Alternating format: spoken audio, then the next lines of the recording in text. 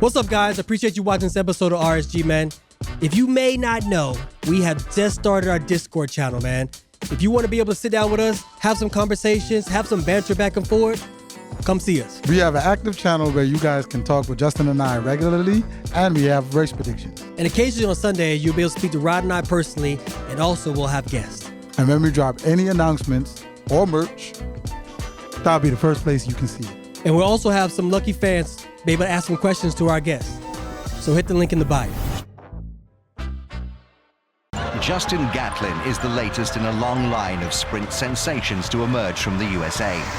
Gatlin got a good start. Look at this man coming through now. Gatlin. What a fantastic performance from Gatlin. It's all about Gatlin. Ultimate goal is to be one of the best sprinters in history. And what a fantastic performance from Gatlin. And look at the time. It's the American leading the Jamaican at the moment. He knows he is the world champion. Justin Gatlin is the world champion here in London. What's up, everybody? We're back with another episode already. Said go, we in the building. And you know when you see me in person, you know what time it is. My main man to my left, Rodney Green, the bearded wonder.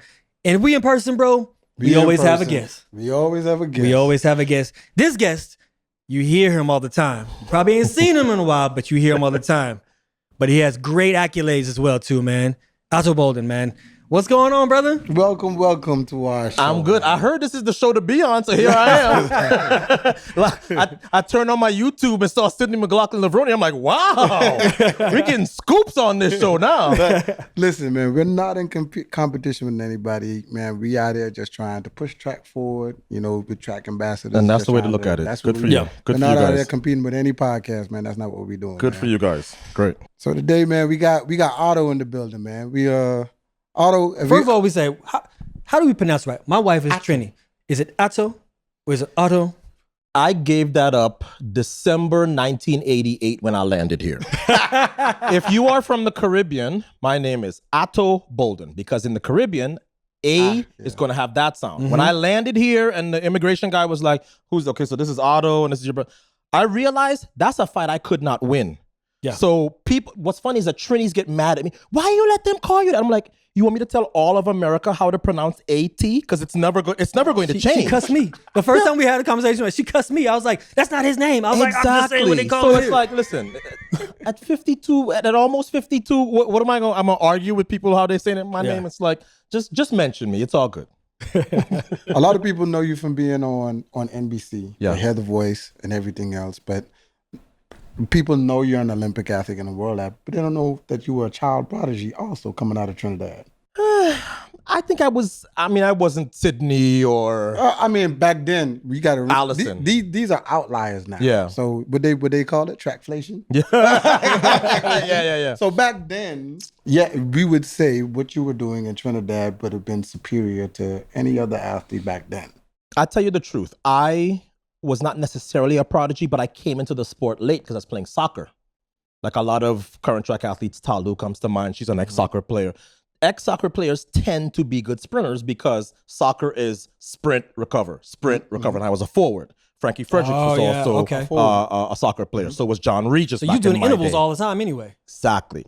So I didn't start the sport until I was 16. In 2 years, I was world junior champion in 2 events, and that had never been done before. So I don't know if I was necessarily a prodigy, because now that I have gotten a chance to see real prodigies, I'm like, I was good for Trinidad. But when you look at what these kids are running today, now, like I said, we talking about today. You said world junior champion, meaning you Yes. competed against other kids in the same age group as you from all around the world, which makes you the top of the cream of the crop. You could play it down if you want, but I'll inflate it a little bit for you. Thank you.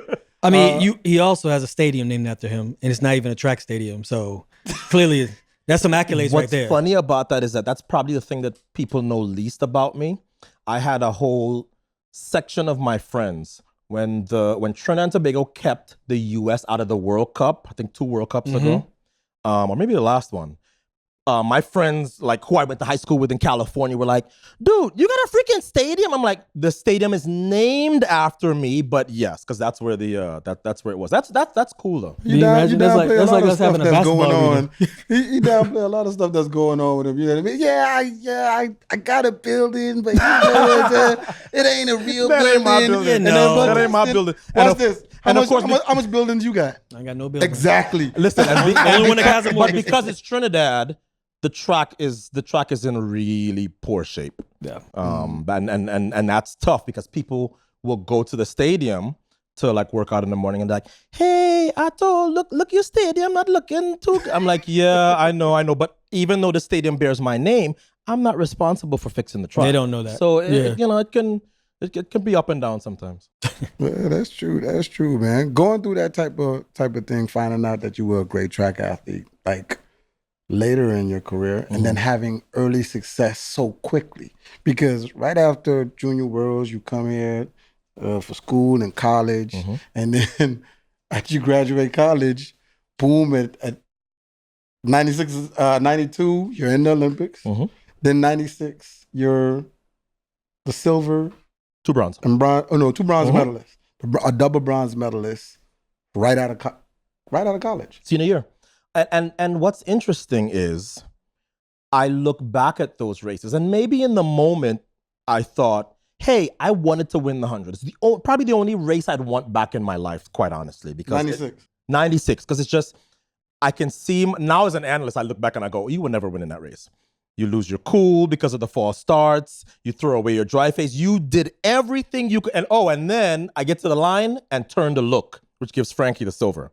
So I did everything wrong in that race. But like the 200, right? Occasionally somebody, oh yeah, you were, I don't know who you are. I was like, Michael Johnson, gold shoes. I was in that race. And people go, oh yeah, wow, he beat y'all bad. And I'm like, yeah, he did. But it doesn't bother me because I'm like, I was a college senior in Atlanta. And you tell me the college seniors that have medals in the 100 and 200, it's not a lot. Yeah. So it's funny that, 30 years after, I look back at Atlanta specifically and I go, oh, that's pretty good. 2 bronzes and 2 world record races. You can appreciate your accolades now. Right. After looking back at it. I mean, of course, I was balling like a baby because I felt like I threw away the race the night of the final. So 100. what did it feel like going into it? Because you, for a very long time, you were the collegiate record holder in the 100 meters. You was sub 10. Yep. And I remember back going to when that college. was a big deal. I remember going to college and be like, yep, we're not getting that record. So we can look on something else. What was that like in college? Was John your coach at UCLA at this time too? Yes. I was actually headed to USC and Jim Bush, rest in peace. And then I met John in 92 and I was actually carrying Quincy Watts and Kevin Young's bags because I was like, these guys are rock stars. I want to hang out with them. Whatever I got to do to be in the group. So I was basically a roadie for them too. And of course, to watch Kevin break the world record in Barcelona. This is my first Olympics. I was 18. And then to watch Quincy run one of the prettiest 400s ever to win that. I was like, oh yeah, this is what I want to do. But in 18, I was a little pleb, just like trying to hang out with those guys. Did you feel nervous being at the age you were at the Olympics? At 18, I went in there overconfident because I had like won the Trinidad Nationals. I was like, yeah, I'm at least going to get to the semifinals. I didn't get out of the first round. I went in there like completely overconfident. Atlanta, of course, was different because I had won NCAAs, I'd run 9.92, I had the fastest time in the world. And I think the way the rounds were looking, everybody knew it's like you could see what the podium was going to be in Atlanta because I had won my semifinal. I think Frankie had won his. That's back when it was 4 rounds. Oh, I remember those times. Yeah, you remember. Yep. See, you're old enough to remember. I'm old enough to remember that. Yeah. So I went into the race full of confidence. But as everybody in this room knows, you have to execute in a certain way to win the race. And because I didn't do that, I didn't win the race. So I think it was a good early lesson in my career. It's definitely good. I don't know how you handle, like you say you ball, but you in 2 world record races where you actually achieved your best times. But you still felt some type of way, like even doing your best at the time. How was that, or how can athletes deal with that? now that you're looking back? I left Atlanta with 990 and 1980 national records. At the time, those were some of the fastest times ever. I mean, 19.6 was a big deal then. So to run 1980 as a college senior wasn't nothing. But that's not how sprinters think. Sprinters think, I want to win yesterday. And if I feel like I have not given the proper effort or the proper execution, I'm disappointed in myself first, more than anybody else. So if I was upset and emotional in Atlanta, it was because I was upset and emotional because I knew I could have probably done better. Yeah. I could have executed better. And I knew better. It's like I consider myself a cerebral guy. And I feel like I kind of was, it was a dumb race on my part, is the best way to put it. It wasn't smart. Do you feel like you had like how most countries are? Do you felt like you had the weight of your country on your shoulders? Oh, there's no question about it. There's no question about it. Because for most of my career, my medal total was Trinidad and Tobago's medal total. So I always had that, but that never really fazed me. Towards the end, when Darrell Brown and Mark Burns and some of these guys comes around, I'm able to get a couple relay medals. But before that, I knew it was like, whatever medal you get here, that's what Trinidad and Tobago is going to be on the medal card, and that was perfectly fine. And you've been on a couple of relay teams, and you've gotten medals from there. Who was on that relay with you? Because when I think about you and I think about Trinidad, I'm sorry, I can't think of any other sprinter, especially from your era. So who comprised on your relay team that was able to go out there and definitely get the silver? It's one of the things that I am most proud of.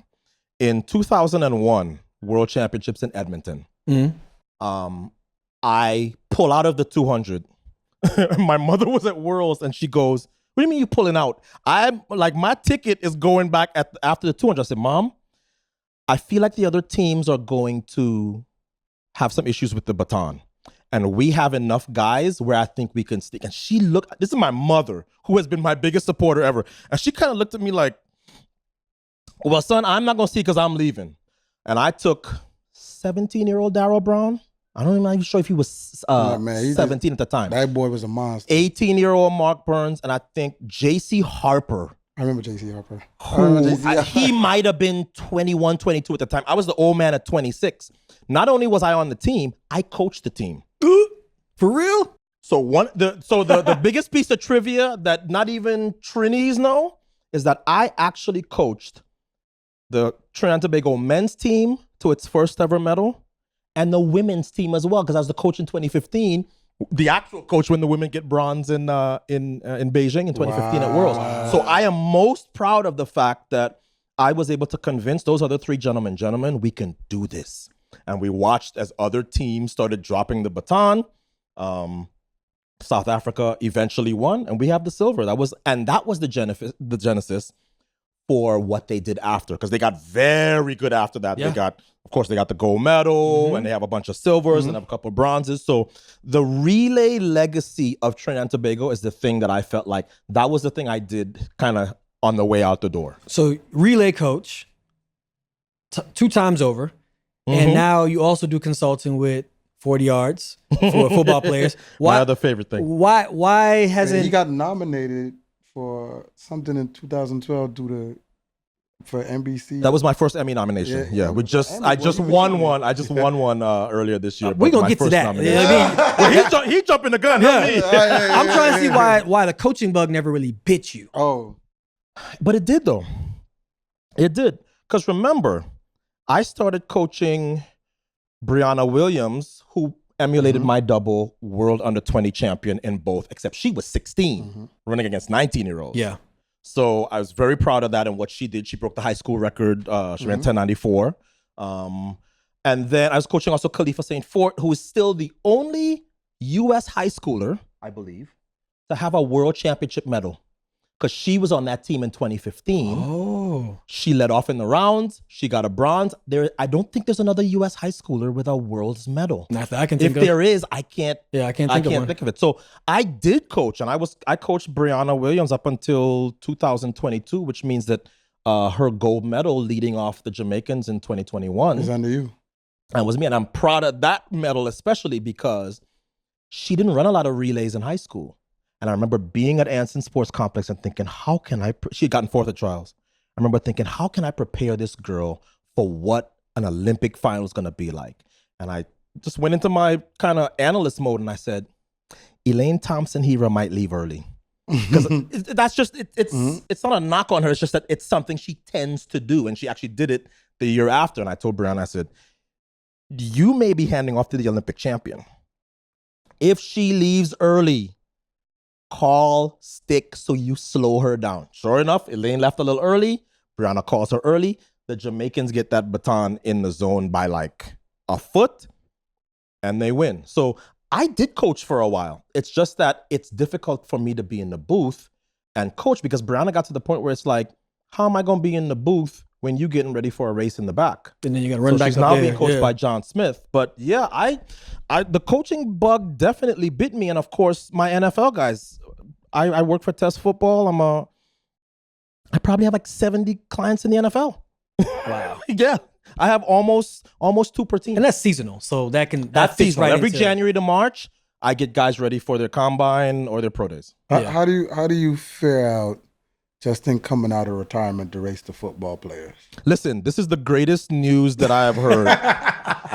This is the greatest news that I've heard for the month of July. I'm like, Justin Gatlin is not content to just be hosting shows. He's like, I'm coming back. Listen, more power to you because I'm on that track every day and I know how hard it is. I don't have any illusions of, oh yeah, I'm coming back to do nothing because stuff hurts. You'll see. It's coming.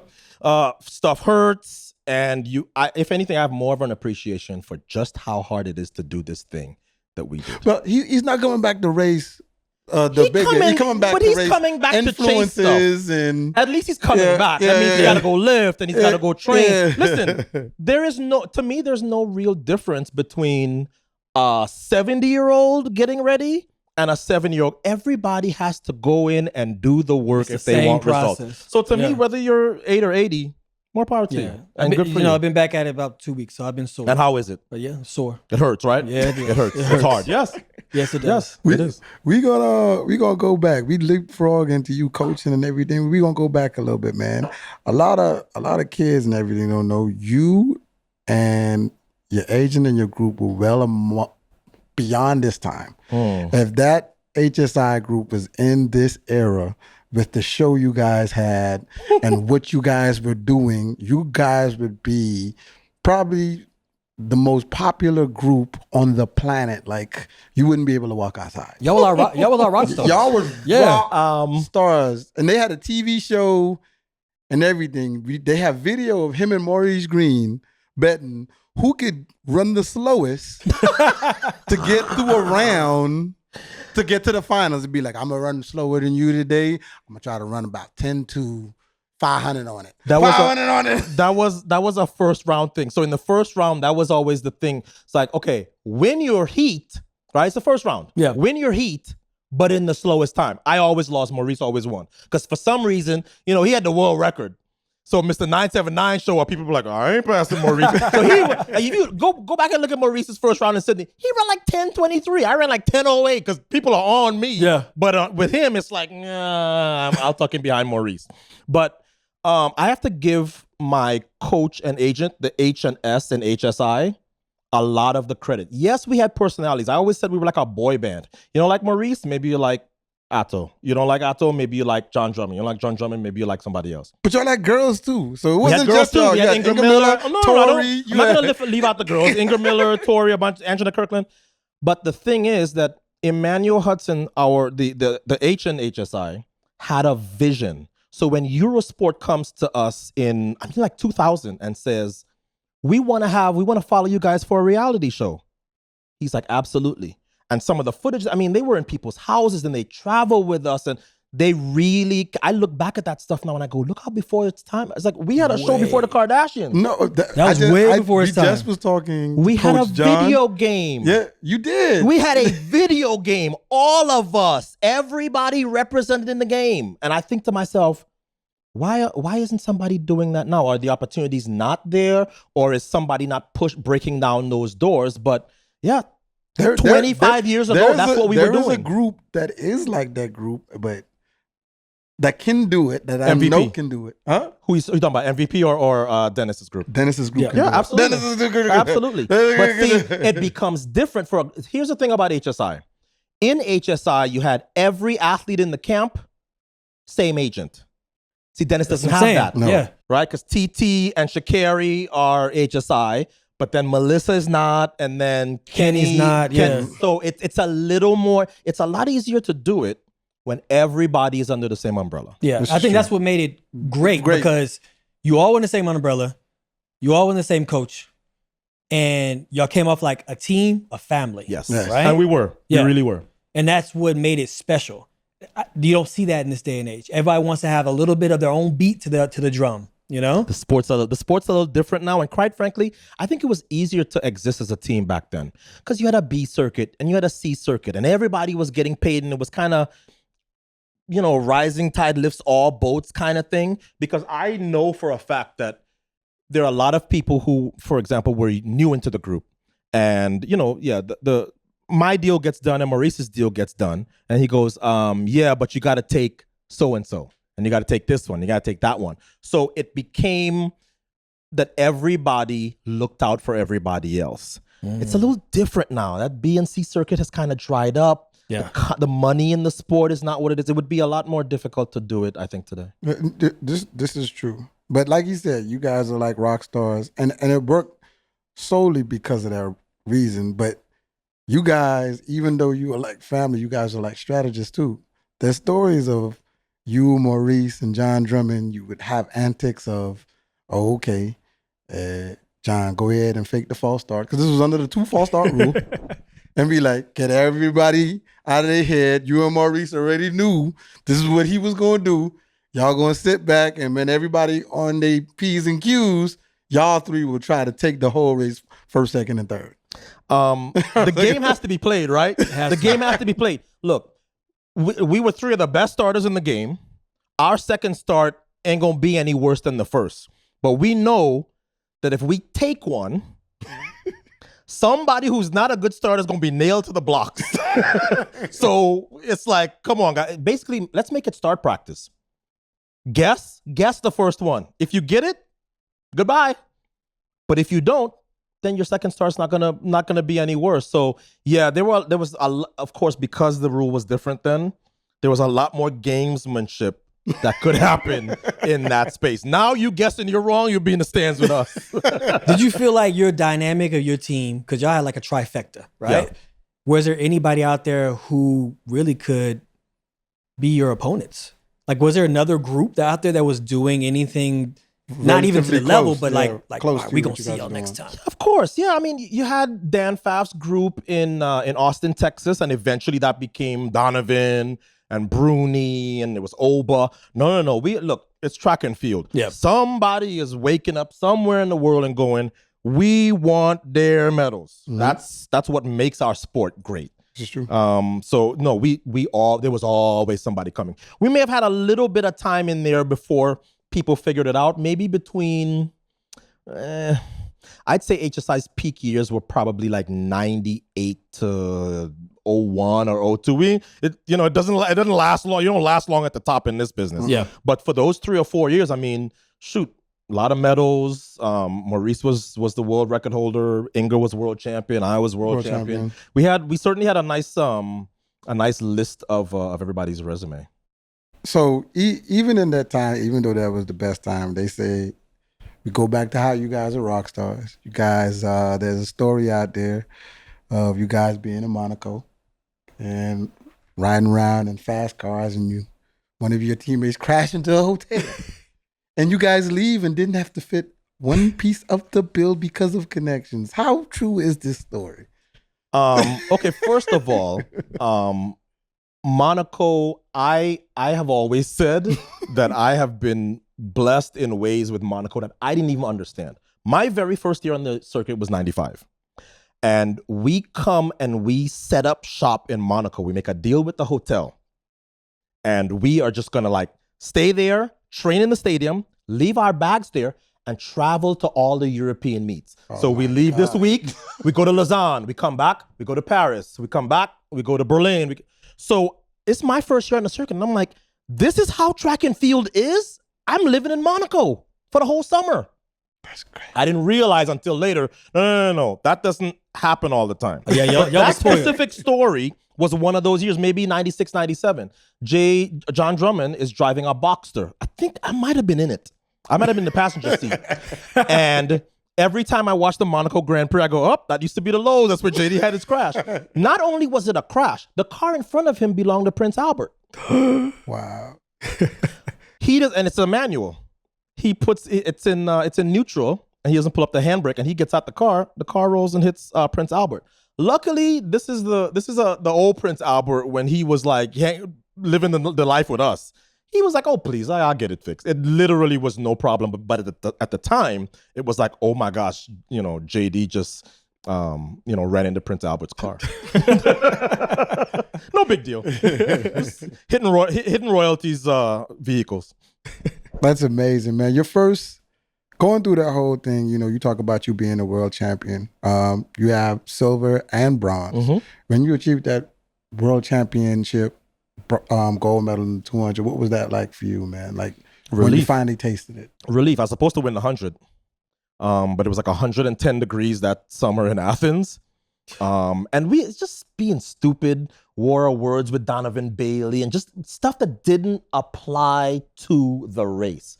I ran way too fast in the second round, 9.87, I think, for no reason. And I think it's now when I see athletes running too fast for no reason, I go, I know what that's like.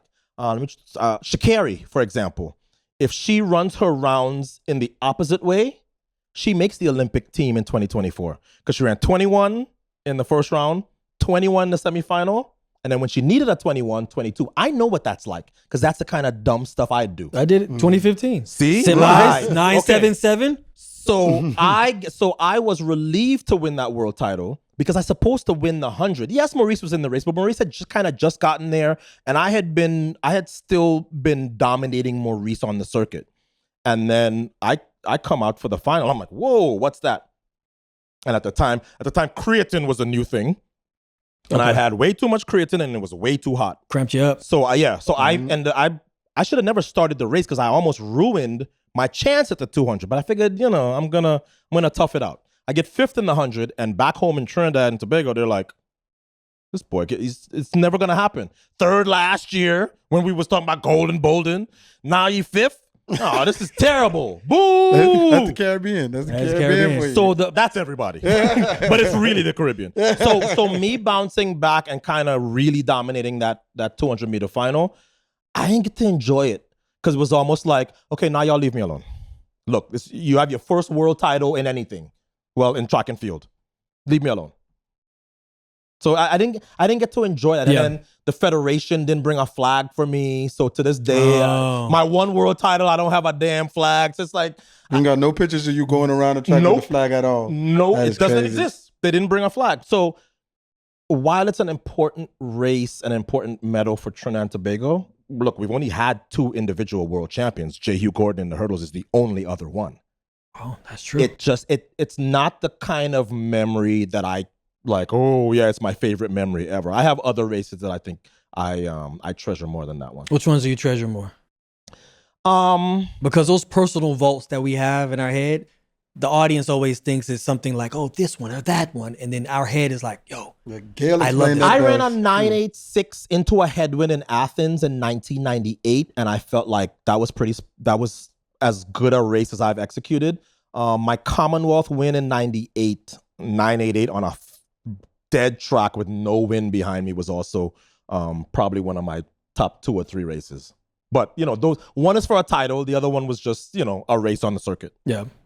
How was the Goodwill Games, man? Because this era doesn't know that even what the exists. Goodwill Games are. That's right. And you were a champion in I won the Goodwill Games in the 200. Goodwill Games, they were cool. They paid well. They paid very well. God bless Ted Turner. They paid very well. And I saw shades of it, I think, with Grand Slam, where it's like they did a good job of really making the athletes feel valued and treasured and the stars of the show. So yeah, I did 2 Goodwill Games. I did the one in Australia, which I was at the end of the season. I remember begging my my agent. I was like, I don't want to run. I don't want to run. I don't want to run. It was like 2001. Yeah. It's like, I don't want to run. He made me run. I didn't run well. But Goodwill in New York. I got second to Maurice in the 100, and I won the deuce. What's up, guys? We are a role partner. In your relationship, how does your partner tell you that they're ready for sex? Is it a wink? Is it an outfit that they're wearing? You know, when you get that hint, you know it's time to pop a Rose Sparks. Rose Sparks is that 2-in-1 prescription treatment for guys who need that secret weapon. Rose Sparks give you the boost to last longer so everyone can have pleasure in bed. Connect with a provider at ro.co/RSG to find out if a prescription Rose Sparks is right for you. If prescribed, new sexual health patients get $15 off on your first order of Sparks on a reoccurring plan. That's ro.co/RSG for $15 off your first order. Now let's get back to the episode.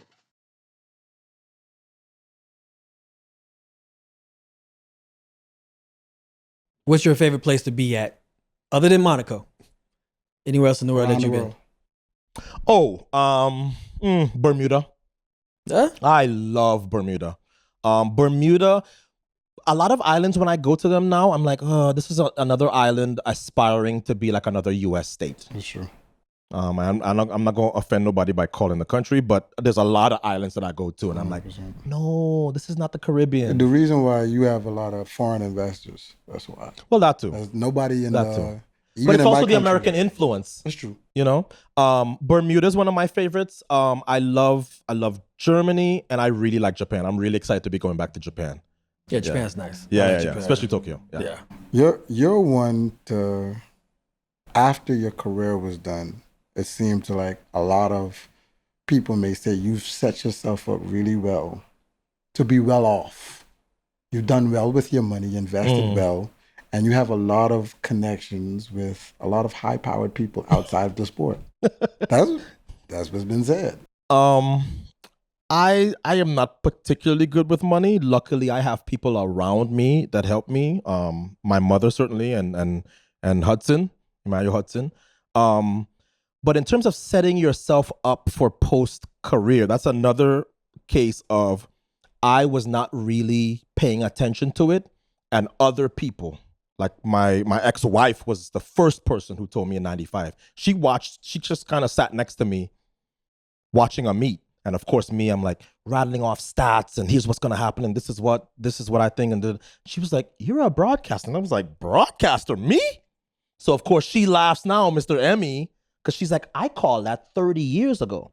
But it was also Emmanuel Hudson telling me, set up what you want to do next while your name still means something. So how did I get into broadcasting? I used to go and hang around the broadcast truck. Literally. I come to pre, I'm not in pre, I'm not a Nike athlete maybe that year, or I'm not running, or they can't pay my fee. I go sit in the truck and understand how to produce a television show. And then one time in 2005, I'm retired 1 year, Dwight Stones and Carol Lewis have to do a meet in New York, and they have to do NCAAs, and it's the same weekend. So they go to New York, and I get my shot. That was 05. That was 20 years last month. I never looked back. So it was for CBS, correct? It was for CBS. So I did 05 NCAAs, 06 NCAAs. NBC was watching me, but they were like, nope, let CBS get him Geared more up and ready, seasoned. yeah. Then in 07, NBC calls me up. I do US Nationals and I do Osaka Worlds. And then the rest, as they say, is history. I've been Now you've been an I've been NBC 20 years on analyst the air.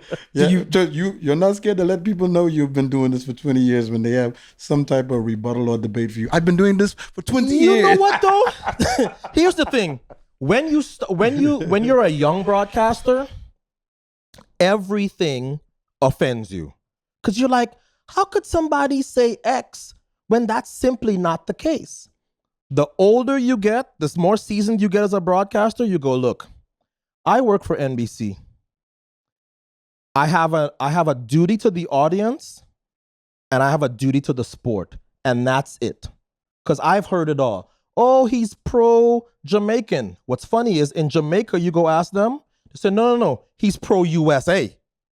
And of course, the Trinis are like, how come you don't mention Trinidad and Tobago more? I'm like, NBC does not care how many times I say Trinidad and Tobago. It doesn't work. So I did for the first 5 years, you're trying to answer everybody that has something to say. At this point, I go, look, every time I have a meet, I prepare, I do the best job that I can possibly do. Olympics, Worlds, Diamond League. And then whatever anybody else has to say, you live with it. Because in this business, you cannot please everybody. And you'd be stupid to think you can. Because somebody is always going to find some kind of something. Because, and I understand, I'm a 49er fan. When somebody says something about the 49ers that I don't like, what do I go? I ain't trying to. So I understand what my role is. Yeah. And I saw, for example, last year, Jamaican fans who I thought should know better were like, oh, they robbed Kishane. I was like, what do you mean they robbed Kishane? I said, no. Jamaican fans, I'm in Jamaica all the time. I know how much that country loves track and field, how much they understand it. So you guys are just having sour grapes now. And that's not cool, because when Jamaica is sweeping, right? 3 sweeps on the women's side in recent memory in the 100. Yeah. Everybody celebrates y'all. Everybody, all the fan bases have to do better when they lose. Yeah. That's what I find as a broadcaster. It's too much pride. It's too much pride for each country. Yeah. It becomes a little crazy sometimes. But again, fan is short for fanatic. Yeah. We've had those issues. We've seen it with Shanae and Allison, the dive and everything like that. So America went crazy. Right. They robbed Allison. It's like, no. Never mind that the bronze medalist in the 08 400, David Neville dove across the line a lot more deliberately. So in front of Chris Brown. That's right. So, listen, it's Bahamas and the USA. So I remember those comments. People were like, oh, this is not swimming and diving. She dove. And I'm like, you think the record book, you think the history books are going to record how Shawnee won? No. They won't. Yes. So you guys are wasting your time. But listen, I feel like I have the best job in the world. So if 98% of my job is, flying all over the world with the best seat in the house to the greatest track and field meets ever in the era of Sydney and Allison and all these fantastic athletes, but the downside is people get what you're saying on TV wrong, or who don't like you or whatever, then it's like, well, you gonna focus on the 98% or you gonna focus on the 2%? Because I know what I focus on. It's like, no matter what kind of job I do, there is always going to be some sort of critique. That is what the nature of being on television is. There are people who I love, broadcasters, and people go, oh, I hate him. And I go, really? Because he's actually very good. No, I don't like him. Okay. I think because we always have a thought in our mind as an audience. Yes. Right? And we saying, we want you to say it this way. And you don't. This is facts. And then we're like, what is he talking about? This is facts. Why is he not saying what I need him to say? This is facts. This is facts. That's a very, I've noticed that is a consistent theme. People will say I am too harsh. And here is where I take real exemption to this. We want to be, especially in America, we want to be considered among the sports that get all the popularity. If that's the case, and get all the attention. If that's the case, then you have to treat your sport like a real sport. You can't sugarcoat it. If you have a star and you build up the star and the star does not perform, then yes, you say, hey, that star did not perform. They didn't do da-da-da-da-da-da. In any other sport, that's a given, right? Yeah. The superstar misses the last shot. He has 8 turnovers. He strikes out. That's sports. In track and field, they're like, oh, I thought you were too hard on fill in the blank. And I'm like, but they got last or they got 7th or whatever. Like, what am I? You're at home and you're like, but wait a minute, what happened to so and so? I have to mention it.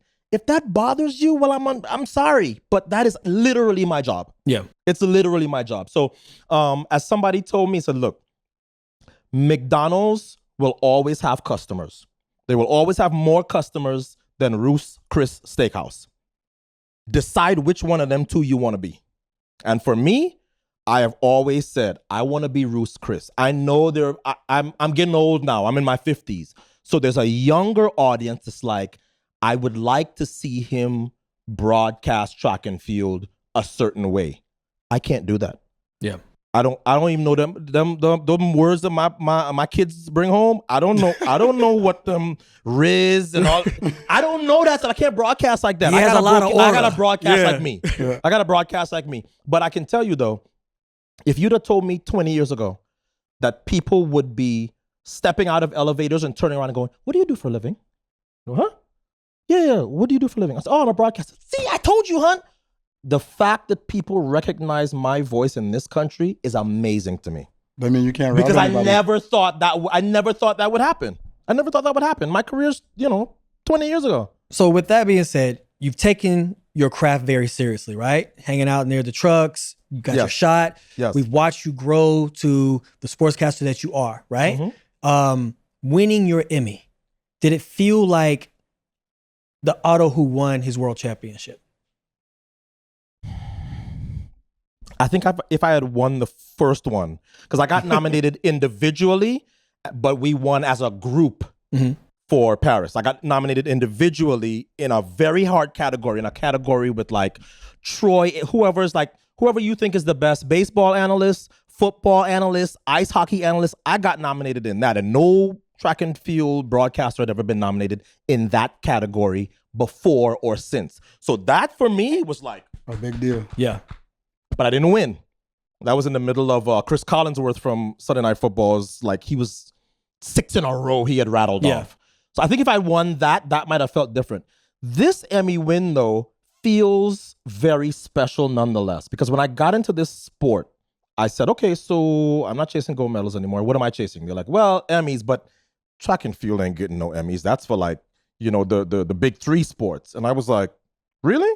So when the nomination came in 2012, I was like, oh, so we can get nominated as announcers. You got to step your game up. So now to see Sonia and Kara and our whole Booth family, waiting for their Emmy statues to come, it's like, it's almost the difference between winning your individual event and then winning it with the relay. The relay has that kind of like, we did it. So I mean, both of them are pretty big on the resume, but doing it with the team has felt very, very special to me. Congratulations. Thank you. Congratulations. I appreciate that. By the way, Definitely, I mean, being that you got an Emmy and we're the first.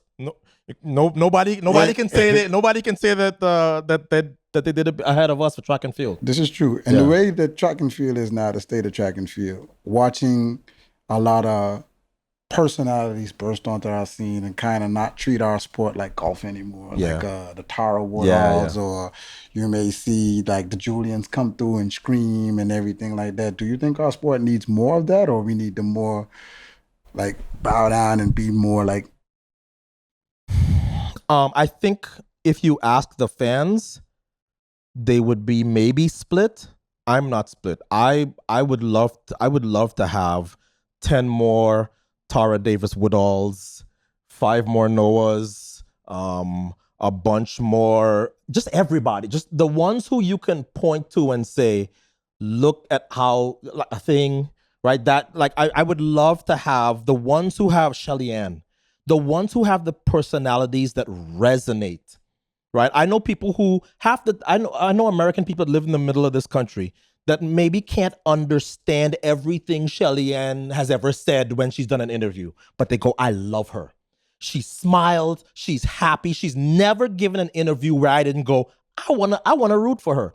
I feel like the more personalities we have in this sport, the better, because that's what can really drive our sport. Numbers and facts and figures and times are fine. But man, when you get that person where the crowd connects them, like seeing Faith Kipyegon today set that world record, and I'm like, listen to that crowd. That's the loudest track and field crowd I've heard since the Paris Olympic Games. Yeah, that's special. Yeah, I definitely think we need more of that. Speaking of another state of track and field, I said it already. What do you think about trackflation and all these kids doing what they're doing? How do you think this will transition into pro careers, or will it be, how do you think this is going to turn out for a lot of these kids running professional times this early? I have been around enough to know that everybody ain't making it. There's every year, it seems like, there's some young up and comer in this sport that doesn't quite make it all the way. And that's because junior track and field and high school track and field and professional track and field, while they are the same sport, sometimes can be completely different. Because on one side, you have a lot of people doing stuff for you. I think when you're a pro, it's so important where you end up. Because if you end up in the wrong situation or with the wrong company or with the wrong training group, it's over. Your career is not really gonna. Yeah. So no, I am excited by seeing all the trackflation, and I'm like, wow, I'm watching high school kids run sub 10. I am old enough to remember when you could win a race in Europe in 10 flat, and if you ran 9.9, it was like, oh my gosh. We ushered in the 9.8 era, and then they took it further to the 9.7 era. Yeah. So to see these high school kids, but it's like all of them ain't gonna make it. And that's not to slight anybody.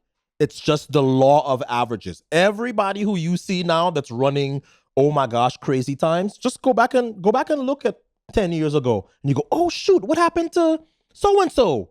She was a can't miss. He was a can't miss. They missed. Yeah. And that list is long. They missed. That list is long. They missed. It's a long list. That always concerns me, because I always worry about, especially because you say you wonder where they land, because their development, because they're still children. Yes. So, and I think that's what most people forget, that they're still children and they treat them as adults, give them an adult deal and say, oh, okay, go overseas and run. Man, they're so comfortable running in the nucleus of the United States. You'd be like, okay, you got to go to Ostrava, or you got to go to Paris, and you got to wake up and go here. Who's teaching you how to, what to drink? Oh, it's going to be cold over here. They ain't got no Walmarts in Europe. Well, how are you going to handle those type of things? So you need a seasoned coach, a seasoned agent, and a seasoned group who could help you move around. So that's what I always try to And preach. here's the thing. It's not unique to track and field. Happens in tennis, happens in swimming, happens in gymnastics, almost every sport. Baseball. Some phenom, 16 years old, he's throwing 90 miles an hour. And by the time he's 20, 2 Tommy John surgeries, rotator cuff, he's done. It's just the reason why in track and field, if you think about it, we get excited is because when a Sydney shows up, or an Allison, or, you know, one of those level of athletes, Tobogo, Ariane Knighton, we get excited because we know what that can turn into. Look at what Allison became. Look at what Sydney is, right? Look at what Tobogo is doing. Bolt is another great example. But it's not going to happen. It's not going to happen for everybody. It just is the law of averages and the law of probability says that if you have 10 phenoms, maybe 2 or 3 of them. I think Mo comes to mind as well. It just is not a guaranteed thing. And as long as those kids understand that, then I think everybody's okay. What would you like, from your perspective, because you are the voice of our sport, what would you like to see? I think Steve Hutchings, and this is not reverse modesty. I grew up watching Hutchings and Cram. I still love me for a sprint event, but I do love listening to those two guys. But as well. I think the space where he was coming from, when it transitions to sprints, we only hear your voice. Okay, I'll take that. The voice I'll take that. All right, I'll take the voice of sprints. Yes. All right, I'll take that. Because you understand you were a sprinter and everything else. Sorry for cutting you off. With that being said, where would you like to see our sport go? You got enough show for that? Y'all, how much film y'all got in this? Listen, the things that I would like to see are just like personal things that I go, we could do that better. I know we have this thing that's coming next year, World Challenge something, and I go, oh, so this thing is going to have, and they're touting it as, you know, highest prize money ever and all of that. And I'm like, can we take that money and put it in a Diamond League so that people aren't running for first place $10,000 prizes and last place $1,000 prizes? I think they upped it this year, though. I wonder why that is. It shouldn't take somebody else coming in like Grand Slam and Athlos for our world governing body to go, ooh, we gotta get going here. You see what I'm saying? And I say that as a former ambassador of World Athletics for our sport. That's the one thing. The mixed relay. Why does it have to be a set order? Let me run the order I think is best. If I want to put 2 women first because I know I got some horses coming, so be it. And so it's little things like that. I do agree that Olympics or Worlds should end the season. I love that. That's new, and I never thought I would necessarily love that. I love the fact that Worlds ends our season now, because I don't like this. You have this big crescendo at Worlds or the Olympics or whatever, and then 2 weeks later it's like, Keep going. Look at everybody running tired because they've doubled at the big meet, and now we have these kind of like lukewarm ends to the season. But I have a long list of things that I would just love to see, but most of them involve athletes getting paid more. That's what and the other thing that I'm really lamenting about our sport is field athletes have it so bad. They do. Yeah. In my era, yes, the sprinters made all the money, and the sprinters are always going to make a ton of money, and the sprinters and milers get all the money. But there was still a lot of room in between. The fact that Daniel Roberts gets a silver medal in the Olympics and he's out of a deal. The fact that you have credible field athletes who are like really, I mean, look at what happened in Jamaica with the Olympic champion, right? He's like, forget this, I'm going to go compete for Turkey. I feel like we have to start to stop the bleeding with that. Otherwise, it's only going to get worse. Exactly. I think so too. Even with that said, you have had not only a career track and a career in media, but you've also been a politician. He talks like one. He talks like one. What brought you to be a politician? What got you to that space? I gotta give you the brief version. I had retired in 2004 after the Athens Olympics. 2005 now, I'm not on TV yet, but I'm looking forward to it. And I was invited by a politician who I really respect. And he said, and I wasn't going to be in power. I was actually going to be in opposition because they weren't in power yet. And he said, I would like you to go and serve in Senate. Yeah. And I thought to myself, what a great way to like give back to my country. I know a lot of ex-athletes that have been, and I thought, yeah, that's really going to work. Unfortunately, the politics is so tribal in everywhere, but especially in the Caribbean, that the minute you choose one side, everybody else on the other side goes, oh, see, I used to like him, and now he went on that other side, and I can't deal with him no more. And I realized that I was taking away a lot of my, I don't want to say power, but it is my ability to get things done, because by aligning with one side, you alienated the other side. Exactly. So I didn't last very long. I also didn't like, there's too much theater in politics. I remember 7 o'clock being in Senate. And I'm like, wait a minute, where's everybody going? Because everybody, all of a sudden, it'd filter out. So one day I'm like, man, I'm going to see where everybody's going at 7 o'clock at night. 7 o'clock is when the news starts in Trinidad. They go to the tea room. I don't know if they still do it, but I witnessed this with my own eyes. I don't want to lie on anybody. They were inside the tea room kind of looking at their performances during the day. You know, who shouted who down and who thumped the desk. And I'm like, oh no, I'm definitely in the wrong place. So in 14 months, I was like, and then here comes CBS, and I was done. Definitely. So what's the end game for you, man? You've conquered so many spaces. What are you looking to do in the next couple of years for yourself? Well, I am a part owner in Test Football now. So that's good, because that business is not going anywhere. No. When they came to me and they said, hey, we want you to help coach football players, I was like, what can I teach football players? And I went to the combine in India and I went, oh. So listen, from January to March, I don't care about track and field. I do indoors, and indoors ain't my favorite thing. I am fully focused on getting my people to NFL teams. I love that part of my life. But in terms of the future, I am part of a company that's getting ready to to get some stuff out there in the Hollywood space. We have something we want to shoot and They go on connections. He talking about. I'm like, wait, but I'm like, well, I lived in LA for a long time, so but that has nothing to do with it. It's actually a Trini friend of mine and his wife. He's a lawyer in Sacramento, and I'm like, okay, so now that I have the Emmy, is it so wild to think that maybe in the future I get like a producing Oscar? I gotta start thinking that way, because you can't think, oh no, I'll never get that, because if I had thought that with the Emmy, I wouldn't be here. Yeah. So yeah, I would like, when it's all said and done, I'm never gonna get a Tony, I don't think. But I would, yeah, sure. I'd like to have something else in another sphere. I like to go and find myself in places that people ain't looking for me. I really do. I think that's why I wanted to get involved with the NFL guys, the future NFL guys, and I think it's why being involved in projects that are coming to screen and stage is so important to me, because I'm big into entertainment. I go to movies every week or whatever. So I really want to continue to do that. I feel like I'm cruising here now. I could do this job blindfolded now. Like if you took away all my notes and just let me watch the track meet, I feel like I could do 90% of the job, because I know everybody and I know their tendencies. I know their history.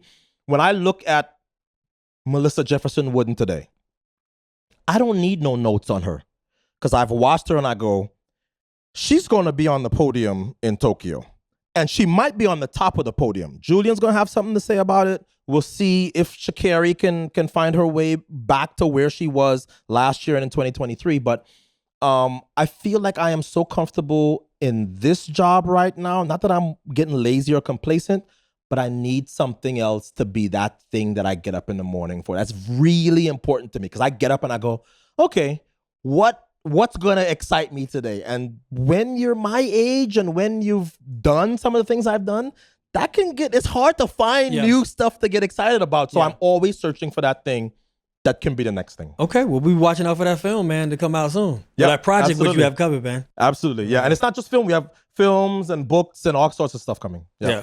So with us wrapping up and kind of closing, we definitely have to have you back, because we can't unpack as much as your accomplishments and things that you've done. We play this game. Oh boy. This game is, you have to put together an international 4x1 and you have to be on it and put it in order. International 4x1? Yeah, do they have to be current, or can they be former? You're a world champion, so you get different kind of rules. So all the world champions, or if you're a former world record holder, they could be from any era. Ooh. Okay, so I know I want him on the backstretch. I know I want Bolt to anchor. It's just a question of who do I want to. I'm gonna lead off. I'm gonna either lead off or run third. I don't need to run anchor. I'm good. I'm either gonna run first or third. I want him on the backstretch. I think maybe Bruni Surin or Asafa on the turn. And I think that might be my 4x1. And I know Maurice is gonna be like, hey, what about me? But Maurice, you ain't a better anchor than Bolt. No, man, that's actually a pretty good one. I mean, Asafa ran. Who's a... beating that? I mean, like, who you gonna put together to beat that? Now, probably you know what? No, Jamaican I'm sorry. world record team. I'm gonna replace Asafa with Johan Blake. That turn that Johan Blake ran in 2012. Every time I probably watch, that's how I keep current. I watch probably 100 races every week on YouTube. I watch our stuff. I watch old stuff before me. I watch other networks. I watch stuff in other languages just to see how they present. Every time that race comes up, that 4x1 from 2012, that world record race, you just go, because what Blake did to that turn, ain't nobody beating that. Ain't nobody beating that team. We weren't ready for that part. To Justin, to Johan Blake, to Bolt. I don't care who you put. I don't care who you put. You can put anybody you want. You're not beating that team. You are not beating that team. When this clip go out, you're gonna watch the comments under it. Of course, we're in your feed now, correct? That's what you said. I want to know what they're gonna do about 9-7, 9-6, and 9-5. Because last I checked, you ain't mathematically you can't even compete with that, because they put 3 9-6 guys. Yeah.